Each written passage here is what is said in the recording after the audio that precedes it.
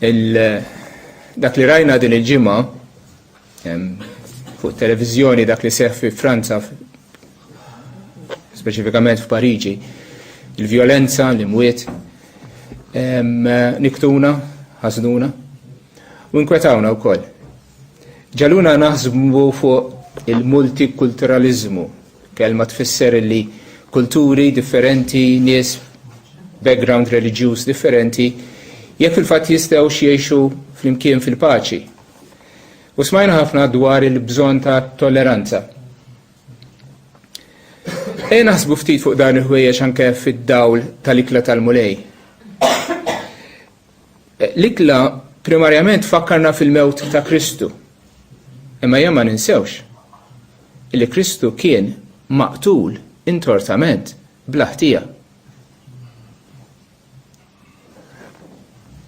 Il-bniedem hu min natura tiegħu intolleranti.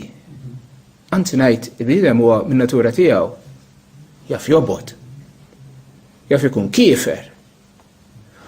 U intolleranti mhux biss lejn dawk il-ħwejjeġ li fihom infushom huma offensivi. Imma intolleranti wkoll lejn bniedem li ħlief ġid u tajjeb ma għamilx.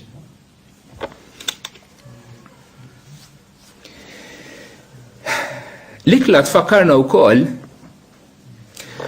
b'kuntrast mal-attitudni tajba ta' Kristu lejn il-bnedmin.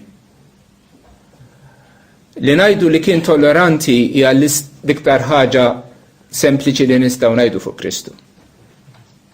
Kristu evidentament kien tolleranti. Kien jilqa' għandu lil kulħadd, lit-tajbin, lil-ħżiena, lill-ipokriti, lin-nisa ta' triq, lil dawk li ħadd ma kien imisshom il-lebrużi.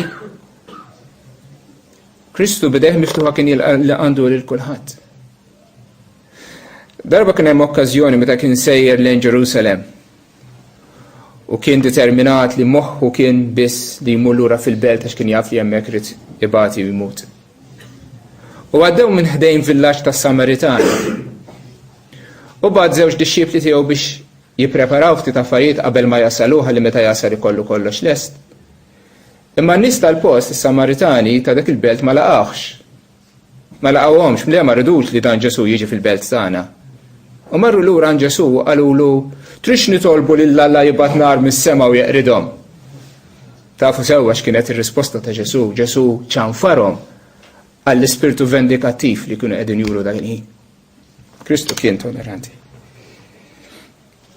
Imma rrid nżid xi ħaġa li t-tip ta' tolleranza ta' Kristu kienet għal kollox differenti minn dik li illum insejħula tolleranza.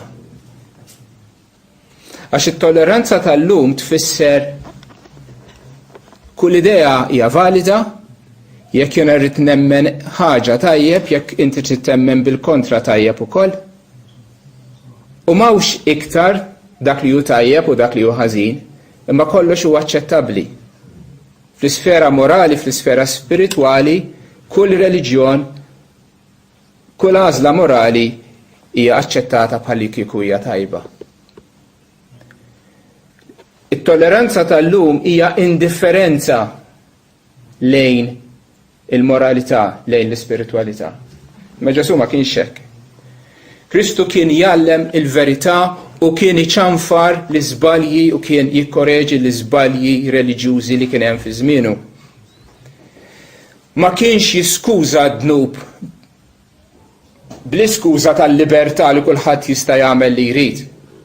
Lanqas kien isejjaħlu dritt uman dak li huwa moralment mawweġ, imma kien jipriedka l-indiema biex in-nies jintmu jduru lura lejn Alla mill-ħażen tagħhom. Fl-aħħar mill-aħħar Kristu għamel xi ħaġa li ħadd u ebda bniedem ma seta' jagħmel. Kristu talilu nnifsu biex imut fuq salib, biex jeħlisna mill-ħtija ta' dnub u biex jagħtina qalb li kapaċi tkun tolleranti, li tassew tirrispetta lil kulħadd u iktar minn hekk li tħobb lil kulħadd. Mela waqt li qegħdin nieklu minn ħobbs u ninbita niftakru li l-bniedem u min natura tiegħu intolleranti u krudili. Imma niftakru wkoll li Ġesu tali lu nnifsu biex ħelisna minn dak id-dnub u tagħna qalb ġdida, qalb bħal tiegħu li taf tħobb, li taf tagħder, li taf tkun tolleranti tassew.